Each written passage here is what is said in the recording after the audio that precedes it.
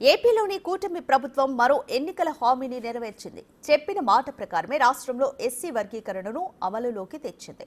దీంతో 30 ఏళ్ల పాటు ఎస్సీ వర్గీకరణ కోసం సాగిన పోరాటానికి ఎట్టకేలకు ప్రతిఫలం దక్కినట్లయింది.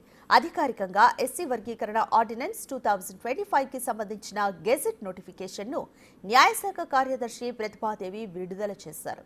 తద్వారా గురువారం నుంచి వెలువడే నియామక ప్రకటనలు, ప్రభుత్వ ఉద్యోగాల పదోన్నతులు, విద్యా సంస్థల్లో ప్రవేశాలకు వర్గీకరణ అమలు కానుంది.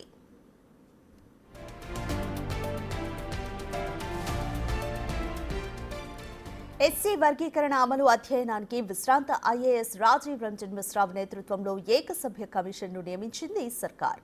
5 నెలల పాటు అధ్యయనం చేసిన ఈ కమిషన్ రిపోర్టును ఆమోదించింది కూటమి ప్రభుత్వం.